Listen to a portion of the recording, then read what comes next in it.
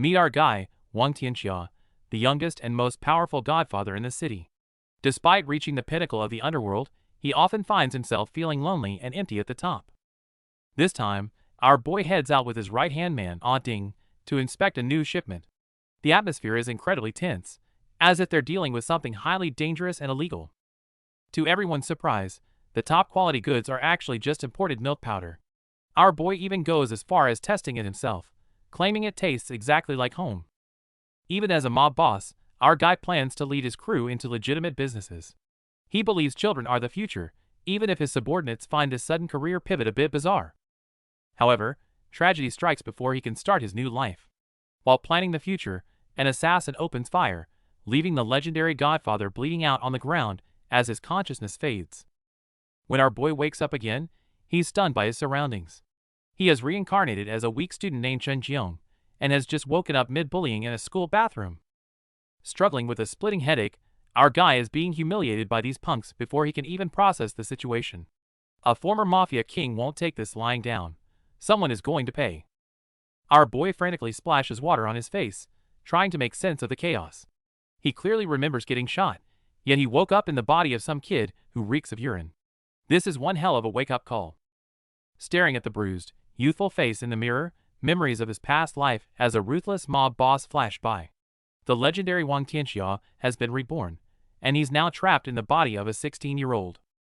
Keeping his cool, our guy checks his phone and realizes the date isn't far off from his death. No one would ever believe he's a reincarnated boss, so for now, he'll just have to play the part of Chen Jiong and figure things out. Just as he's processing things, 3 school bullies calling themselves the 3 demons of Class 2 show up to cause trouble. Seeing that our boy isn't cowering like a victim anymore, they start putting on an obnoxious, over-the-top show. The idiots make the fatal mistake of insulting our boy's mother, crossing a line they really shouldn't have. His gaze turns deathly cold, emitting a murderous aura that catches the bullies off guard. Before they can finish their sentence, our boy buries a heavy fist into the lead bully's face. With his professional fighting instincts, these school punks are absolutely no match for a man who used to rule the underworld. With one final blow, the 3 demons are left groveling on the floor. Standing over them, our boy gives them a chilling warning. He has zero tolerance for anyone disrespecting his family. Now, they're going to apologize. Disgusted by his soiled clothes, our guy forces the bully to hand over his clean uniform. As he fixes his hair and puts on the fresh jacket, that unmistakable boss energy finally begins to radiate from his new body. After totally dominating the fight, our boy confronts the bullies. He mockingly offers them a taste of their own medicine, leaving them absolutely terrified and trembling before him. Seeing their pathetic state, our boy doesn't just stop. Instead, he sports a cold smirk and asks if they want to become his subordinates, showing the strategic mindset of a former boss. Just then, the notorious Dean bursts in. Seeing the aftermath of the brawl, he explodes in rage and orders everyone to his office immediately. It looks like the trouble is just beginning. The scene shifts to the Dean's office, where the atmosphere is thick with tension. The Dean sits behind his desk, demanding to know who started the fight, looking for a scapegoat.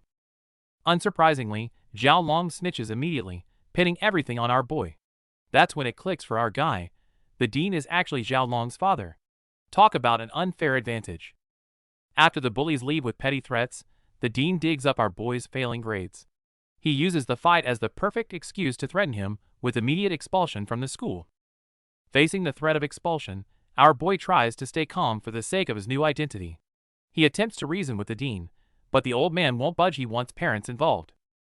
Standing alone outside, our boy hesitates. He doesn't want to cause trouble for this body's mother, but he has no choice. He takes a deep breath and finally makes the call. An hour later, Chen Jiong's mother arrives as promised. The moment the strict Dean Diao lays eyes on this elegant and strikingly beautiful parent, his demeanor completely changes, and he greets her with enthusiastic warmth. To protect her son, Chen's mother calmly asks the Dean the reason for the summons, while our boy, standing nearby, silently observes the entire interaction. Dean Diao immediately puts on a cheerful face, blaming the entire incident on Chen Jiong for starting a fight. Upon hearing this, Chen's mother rushes forward to check her son's injuries, her heart aching at the sight. However, when Dean Diao declares his intent to expel Chen Jiong for hitting the wrong person, the previously gentle look in Chen's mother's eyes turns sharp in an instant. She fires back unapologetically, questioning the dean as to why the bullies who hurt her son every week were never expelled. Faced with this protective mother's sharp point, Dean Dio is left speechless and clearly cornered. Seeing that reasoning with a biased man like Dean Dio was futile, our boy finally understood. Without further hesitation, he silently picks up a heavy idiom dictionary. His sudden move startles Dean Dio, who points at him in panic and shouts. Our boy simply smiles calmly and utters a single sentence that sends a chill down everyone's spine. Meanwhile, elsewhere in the city, a sharp-eyed man with purple hair calmly smokes a cigarette, seemingly waiting for something. Will he become the one to resolve this whole situation?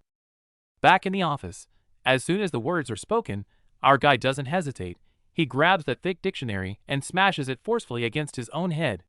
This shocking act of self-harm leaves both Dean Dio and Chen's mother completely stunned. While clutching his forehead and pretending to be in pain, he wears a strange smile and threatens the dean directly. If he walks out of this office bleeding from the head, would the dean still be able to keep his job? Finally, Dean Dio realizes he's not dealing with an ordinary student, but being threatened in a rather unorthodox way. Yet, our boy just smirks and claims this is merely a negotiation. Faced with this ruthless and unconventional tactic, Dean Dio weighs his options and ultimately gives in. With the storm seemingly quelled for now, Chen's mother takes her son and walks out of the office. Walking down the hallway, our guy starts to feel a massive headache over how to explain his recent behavior to this mother. However, just then, he remembers something urgent. He quickly leaves his mother behind and rushes back to his classroom. But the moment he pushes the door open, he's met with a new and even more malicious form of provocation. Fresh from his fight and now back in the classroom, our boy gets a strange sense of being watched before a more immediate problem hits him. He's having trouble remembering which desk is actually his. A few bullies seize the chance, pointing toward a desk covered in nasty doodles and cruel words, mocking that he must have taken too many hits to the head. But when Chen Jiong finally lays eyes on the desk covered with degrading graffiti, the dormant killer instinct from his past life instantly ignites. With a cold sneer and without a single word, he rears back and kicks the offending desk with all his might, shattering it in an instant. The sudden, violent display of raw power leaves the entire class stunned into complete, terrified silence. A quiet voice tells him it was Zhao Long's crew, but our boy isn't intimidated by such petty threats in his mind. The next move is already set. The school bell finally rings, signaling the end of class, but trouble has no such schedule. Our guy barely makes it a few steps outside the gate before a group of local street punks surrounds him. The leader, a smirking bald guy, steps forward with Zhao Long at his side, clearly aiming to settle this for his bro, and demanding an apology. Faced with this direct threat, our boy does the opposite of backing down. He shoots back with pure defiance, urging them to stop talking and just fight if that's what they came for. However, he quickly realizes that the stamina and speed of this teenage body are a far cry from his prime, and despite his sharp technique, he takes a couple of solid, bruising hits that land painfully. But in that moment of the bald guy's flash of triumph, Chen Jiong spots the opening. He's been waiting for his chance to counter. Just then, his neighbor, the silver-haired girl, calls out to him and is shocked to see his bruised face. To avoid exposing his identity, our guy has a flash of inspiration and claims he lost his memory from the beating, even pretending he forgot which floor he lives on. Back in his room, he finds his bookshelf stacked with chemistry books and dryly wonders if the original owner wanted to make biochemical weapons for revenge. At least now, he can finally catch his breath and rest for a moment.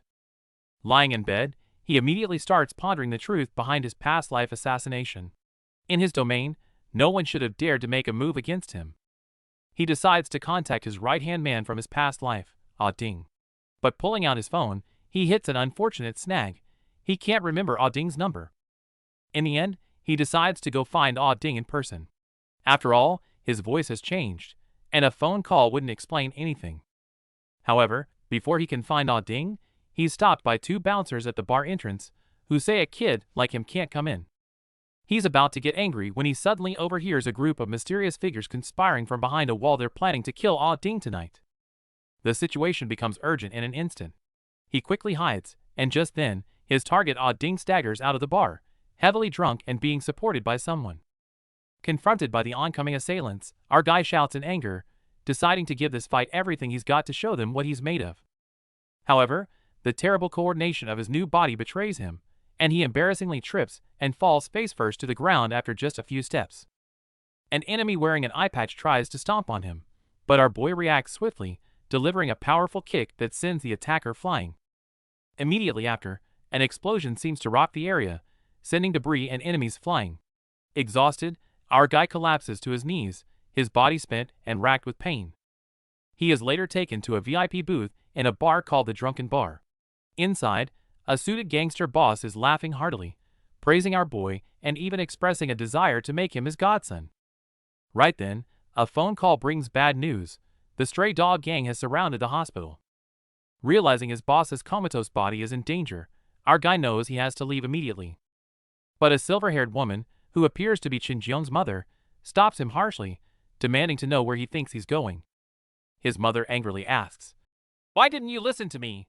Do you want to end up like your father?" Her words are filled with pain and concern. She then pleads, "You shouldn't be here. I've already lost your father.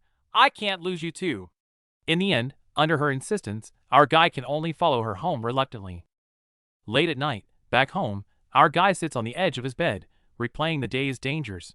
He realizes the stray dog gang seem to target both him and Ah Ding simultaneously, leaving him with pressing new questions. A new chapter begins. The blue-haired woman sits center stage with the orange-haired and purple-haired men standing behind her, all against a vibrant city nightscape. The scene shifts to the orange-haired man with bandages, looking troubled as he recalls Ding mentioning that the Sango gang had their hospital surrounded. He contemplates that without the boss, brother Ding Peng likely can't control the gang alone. He muses about the daunting height of the hospital building. Sitting on the bed, sweat on his brow, he notes that the security bars on the window, meant to stop burglars, ironically make it easier for them to be trapped. He rushes outside, sprinting through the nightlit streets. He trusts Ding's smarts to have chosen a safe spot, but a growing sense of unease pushes him forward. At the hospital's main entrance, tension is high. A group of toughs in vests and masks loudly proclaim they've come to visit Big Brother Tianxia, facing off against stern-looking guards in black suits. The orange-haired man circles to the back alley, surprised to find no guards at the rear entrance. He struggles up flights of stairs, cursing whoever thought to build a hospital so high while his anxiety spikes.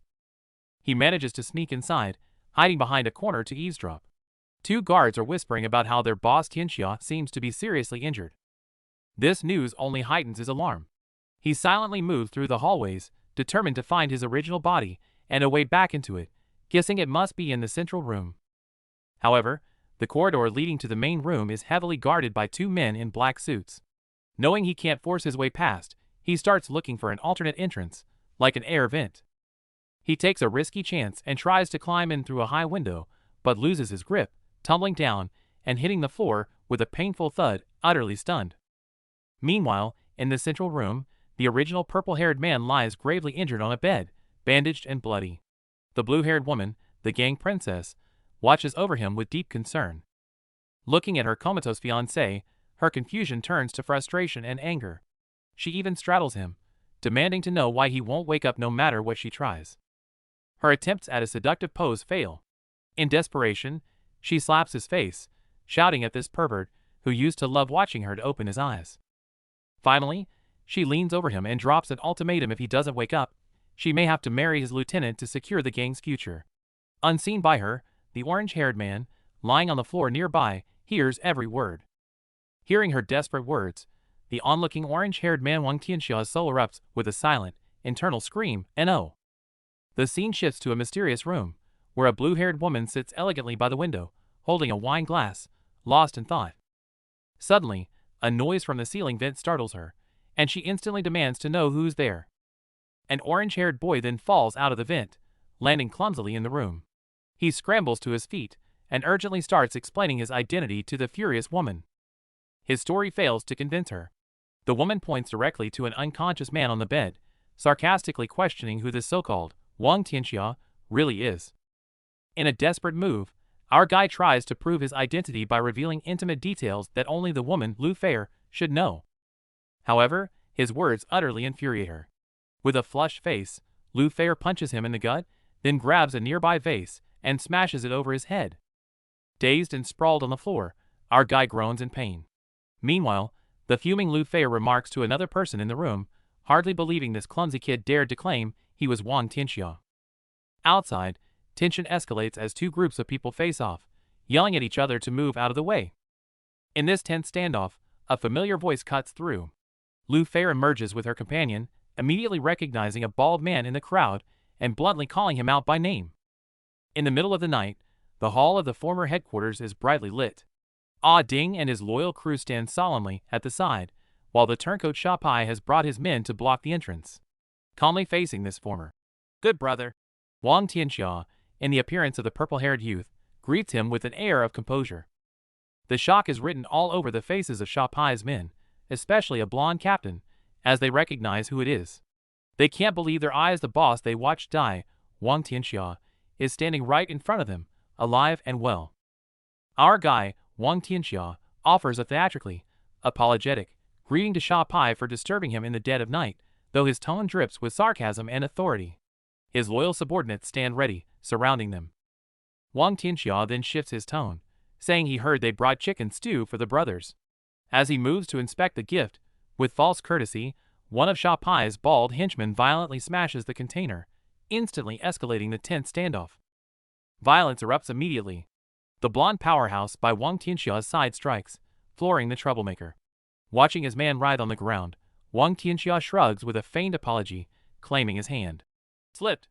It's a brutal and deliberate warning to Sha Pai. Stung but powerless to retaliate, Sha Pai doubles over in pain, forced to offer a strained smile and say he's happy to see the boss in good health. Yet his eyes and heart burn with suppressed fear and resentment.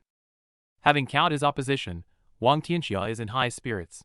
He tells Ah Ding and all his men to get ready to celebrate his return. An overjoyed Ah is moved to tears, making Wang Tianxia both amused and touched by his loyalty. Meanwhile, across town, the thoroughly humiliated Sha Pai flies into a rage, smashing his own hideout in sheer frustration. He can't comprehend why Wang Tianxia, who is dead, is now walking and talking. Once he calms down, Sha Pai immediately makes an angry call to a mysterious contact, demanding to know why they guaranteed Wang Tianxia's death if he's still alive. This setback threatens to unravel the plans of the mastermind behind him. On the other end of the line, the unseen mastermind reacts not with panic, but with an intrigued chuckle upon hearing the news. They issue a simple, chilling new order: if Wang Tianxia didn't die the first time, then finish the job for good. Meanwhile, back at the celebration, Wang Tianxia's former crew is caught up in the joyous reunion, raising their glasses in tribute to the return of their true leader amidst a festive atmosphere. Watching Ah Ding cling to his arm while weeping uncontrollably, Wang Tianxia can't help but tease him for being a crybaby. Ah Ding sniffles that these are tears of pure joy and relief. Nothing matters more than his boss's safe return. In contrast, the purple-haired girl, Lu Fair, remains more analytical. She reminds everyone that while their boss is back, the mystery of why his original body fell into a coma in the first place remains unsolved. Rewinding 2 hours before the celebration, the injured high school student Chen Jiong lies asleep in a hospital bed. His body and soul are quietly integrating, but the web of conspiracy and danger that brought them together is just beginning to unfold. Caught between two identities, our boy is lost in thought. The life of a former underworld godfather and a weak high schooler are now beginning to blur together. He confesses everything to Fair, explaining how his soul ended up in the boy's body after the assassination. To convince her, he describes Chen Jiong's mundane and messy school life. Just hours ago, our boy was fighting for survival at school and dealing with a strict mother. Suddenly, his memories shift back to the glory days of ruling the bars and leading his men. The aura of a leader returns as he looks at his loyal men. But before he can savor the moment, Fair's desperate shouting and fiery temper break the illusion, trying to pull him back from unconsciousness. With a sharp physical wake-up call, our boy snaps back to reality. To his horror, he realizes he's trapped once again in Chen Jiong's bruised and fragile teenage body. Fair is startled by his sudden reaction, while our boy just scoffs in the mirror, finding this back-and-forth situation both frustrating and absurd. The soul swap is more complex than he thought. A hangover headache throbs in his brain, and our boy even tries a desperate headbutt to trigger another swap. Though it only leaves him with a bump, he knows he must face reality to find a way out. Instead of waiting for death, he decides to strike first. Our boy chooses to return to school as Chen Jiong, using his undercover status to hunt down the mastermind behind the betrayal. To stabilize the situation, our boy decides to live as Chen Jiong for now. He leaves a note for his loyal subordinates, entrusting them with the gang's affairs. It's 4 a.m., but he's wide awake. He can't help but wonder who is secretly pulling the strings of the Sangoli gang, a mystery he's determined to solve. Morning arrives at 7 a.m., and his mother wakes him up for school. Despite being an underworld boss at heart, he has to play the part of a regular student for now. Walking to school, our boy is mentally preparing to blend into his new identity when a sudden shout from behind snaps him back to his current reality. It's his neighbor, Xiao Mei, who jokingly asks if he's forgotten the way to school after the fight. Together, they arrive at the gates of number 5 high school. Just as they enter, our boy spots some familiar faces. To avoid any unwanted trouble, he even tries to hide his face, desperate to sneak past unnoticed. Of course, his plan to hide fails. A group of lackeys bows deeply and shouts "boss" at the top of their lungs, drawing the attention of everyone nearby. The new followers pledge their loyalty, and even present him with a custom t-shirt crowning him the number 1 boss of the school. Our boy is completely stunned. Facing the stunned and confused gazes of his classmates, our boy sighs. His plan to stay low-key has officially backfired on his very first day back. After the girl huffs and walks away, our guy is left standing there in a cold sweat. Even with a mob boss's soul, dealing with a girl's mood swings seems to be his one true weakness. Panicking a bit, our boy realizes he needs to stop those idiots before they ruin his hard-earned reputation. If things go sideways now, his plan to rule the school might go up in smoke. While our boy is chatting with his peers, the infamous Dean Xiao shows up with his bad men must die headband. He looks ready to blow a fuse, clearly targeting our guy for another lecture. Suddenly, a roar echoes as Roland zooms in on her red motorcycle. Despite the Dean's furious shouting, she stays cool and even gives a casual salute, completely unfazed by his authority. Just as the Dean is about to explode, the principal steps in. With a few sharp words, he points out there's no rule against bikes, effectively shutting down the Dean's bias rant on the spot. Watching the arrogant Dean get roasted by the principal is pure karma, and the students can't help but laugh. Embarrassed, he starts barking orders at everyone to get to class immediately. Our boy enters the classroom, only to be swarmed by curious classmates treating him like a local hero. Just as he's starting to enjoy the attention, he's suddenly caught off guard by a swift slap. A new challenger appears. This guy has the nerve to demand homework from our boy. Big mistake. Our guy is done being a pushover and immediately shows him who the real boss is. The whole class is stunned because our boy actually had the guts to yell at the bully, Li Zhuang. Realizing he needs to lay low, he quickly tells himself to stay calm and play the part. Seeing Li Zhuang about to lose it, our boy immediately switches back to his coward persona, claiming it was all a joke to de-escalate the tension and avoid a public brawl. The onlookers are disappointed, thinking he's still the same loser. As our boy walks away, he can feel their judgment, but he knows he's just biding his time in this new life. The school bell rings, and while others gossip about movies, our boy is completely drained from the previous night's chaos. He collapses onto his desk, desperate for some shut-eye. The peace doesn't last long. Li Zhuang slaps him awake, demanding a sandwich like he's a servant. This time, our boy's patience has officially run out, and his expression turns cold. Despite others trying to intervene, our boy has had enough. He finally snaps, delivering a powerful, lightning-fast punch that catches Li Zhuang completely off guard. That one punch was all it took. The formerly arrogant bully is now terrified, submissively massaging our boy's shoulders and begging for forgiveness in front of the entire class. As our boy starts ordering the other bullies around, the class watches in stunned silence. He just gives them a chilling smirk. The social hierarchy of this classroom has officially changed. Our boy's aura is becoming impossible to ignore. Even the girls in the hallway are whispering about how intimidating yet fascinating he's become. It seems his new vibe is turning heads left and right. Qin Jiang is a celebrity now. The punks who used to bully him are now calling him Big Brother Jiang with total respect. But our guy couldn't care less. He's exhausted and just wants a nap. His new lackeys warn him that beating Li Zhuang means trouble with the school's top boss, Sun Xiaodong. Apparently, the guy has underworld ties, but our boy just scoffs. A school boss is nothing to him. Meanwhile, the real trouble is brewing. A beaten-up subordinate kneels before Sun Xiaodong, begging for revenge. The school boss, however, just keeps playing his mobile game, acting completely unbothered. Sun is actually annoyed by his underlings begging. He's about to graduate and doesn't want to fight, but the argument that their gang's reputation is on the line starts to get under his skin. Finally, the undisputed boss decides it's time to meet this rising star, Qin Jiang. He stubs out his cigarette with a cold glint in his eyes, ordering his men to send a message. A clash at the top is inevitable. The word reaches the classroom, and a terrified classmate tells our boy that someone is looking for him. Chin Jiong wakes up, unfazed. Since trouble is knocking, he might as well settle this once and for all. Suddenly, a student named Sun Xiaodong approaches our boy with a friendly wave.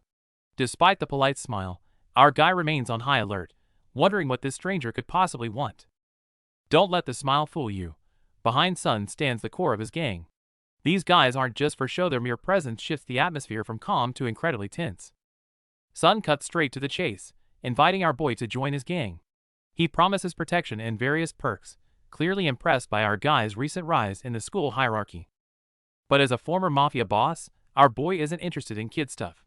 He shuts Sun down immediately, mocking the idea of high schoolers acting like thugs instead of focusing on their future. Our boy casually mentions he's got an apology letter to write, inviting Sun to find him after school if he's got a problem. Surprisingly, his boldness only makes Sun more intrigued. Though Sun claims to admire the cool attitude, he immediately gets on the phone to call in his brothers. It looks like a storm is officially brewing for our boy. Back in class, our boy focuses on his studies with exams looming. But after school, his neighbor Xiaomei is waiting for him, her eyes filled with visible concern for his safety. Xiaomei is terrified that the bullies from earlier will seek revenge, so she insists on walking him home. Our boy is touched by her sincerity, even if he knows he can handle himself. When Xiaomei begs him to stop fighting, our boy makes it clear he's done being a punching bag. He's decided to stand his ground and never run away from a fight again. Right on cue, a gang of thugs surrounds them with smug grins. They make their ultimatum clear. Our boy isn't leaving unless he can fight his way through every single one of them. Seeing the crowd gathering, our boy realizes things are about to get ugly. Since he's got a classmate with him, he tells her to run the moment she gets a chance to avoid getting caught in the crossfire. One of the seniors suggests taking their spar somewhere else. With a calm face, our boy hands his backpack to the girl and tells her to take it home, preparing to face the gang alone. The opposition is clearly prepared, showing off a lineup of tough guys with arrogant expressions. Looking at their aggressive stance, it's clear this confrontation isn't going to end peacefully. They try to recruit our boy on behalf of Sun Xiaodong, but he isn't the type to follow orders. Instead of backing down, he responds with a sharp, provocative sneer, showing total contempt for them. Negotiations fail, and the gang lunges forward. To avoid being surrounded, our boy takes off at full speed. He tries to outrun them, but these guys are incredibly persistent, chasing him for over half an hour. Frustrated by the chase, the leader calls for backup. Just as our boy stops to catch his breath, he notices the footsteps behind him have suddenly gone silent, which only adds to his growing unease. Suddenly, the roar of engines fills the air as two motorcycles speed toward him. The riders spot our boy instantly, shouting excitedly that they've finally cornered their target. Seeing the bikers close in, our boy's heart sinks. The rider sneers, threatening him with the brutal consequences of crossing the Iron Blood Werewolf gang. The real crisis is just getting started. Just as our boy was running out of breath, his pursuers caught up. At that critical moment, a red motorcycle roared in, and he didn't hesitate to hop on for a quick escape. The rider signaled our boy to get ready, and then gunned the engine. The sheer urgency of the escape left him with no time to wonder who his savior actually was. The bike sped off with a wheelie. Our boy tried to offer his thanks, but he froze when he realized that the person behind the helmet was actually a girl. With pursuers closing in, Chen Roland had no time for talk. She focused on the breakthrough, driving so fast that our boy nearly lost his balance in terror. To stay alive, our boy had to grab onto whatever he could. The pursuers behind them were screaming in rage, swearing to bring the motorcycle to a halt. The lead pursuers looked demonic, clearly recognizing the rider. They screamed Chen Roland's name as a thrilling high-speed chase unfolded through the city streets. Suddenly, the sharp wail of police sirens echoed from a distance, adding chaos to the scene. Realizing the danger, the gang members signaled to each other to split up. The police intervention made our boy nervous, given his delicate situation. With the law closing in, can Chen Roland actually get them out of this mess safely? Trying to shake off the police car, the mysterious red-helmeted rider has the motorcycle's throttle wide open, tearing down the highway with roaring engines, while the orange-haired passenger in the back is absolutely terrified, shouting in panic. Immediately after, he spots a roadblock dead ahead, but the rider shows no sign of slowing down. Instead, upon the rider's command of "rush forward," he dangerously steers straight at it. The blonde-haired man addresses the two dark-haired men seated across from him with a smile, stating he's been watching them for a long time and decided to pay their father a visit, bluntly asking, "What happened to your face, uncle?" Just then, a call comes in. One of the dark-haired men answers his phone, informing the person on the other end, "Xiao Dong, Ruolan has already arrived home." However, overhearing a name mentioned in the phone call, the blonde man's expression turns intrigued. He can't help but interject and confirm, "Chun Jiong?" The dark-haired man hangs up the phone, indicating with impatience that enough is enough, and they can discuss whatever they need to when they meet tomorrow. The blonde man presses the issue, asking if this Chun Jiong is the boastful 10th grader from their school, to which the dark-haired man counters by inquiring if the blonde man knows him. The blonde man offers an enigmatic reply. He doesn't know this Chun Jiong personally, but he happens to know someone with the exact same name. Meanwhile, the scene shifts to a deep expanse of stars, where the purple-haired powerhouse regains consciousness and confusion, finding himself in an unfamiliar, ethereal space. He quickly notices the orange-haired teenager curled up and floating nearby. Isn't that Chun Jiong? He immediately tries to call out and wake him.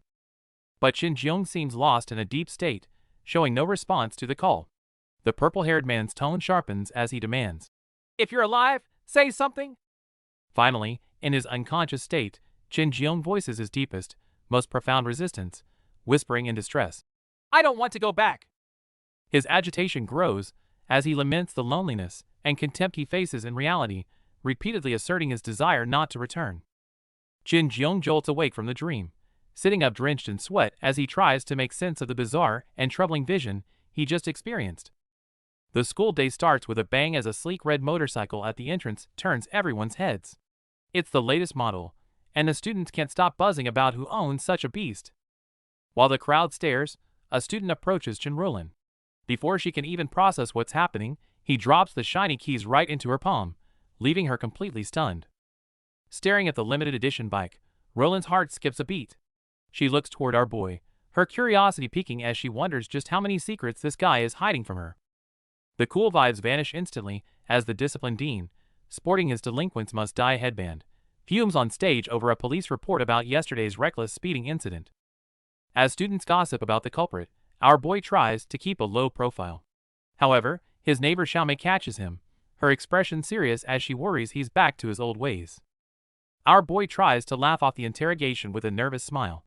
Xiaomei even promises to get a teacher's help, unaware that in the faculty's eyes, he's actually the biggest troublemaker.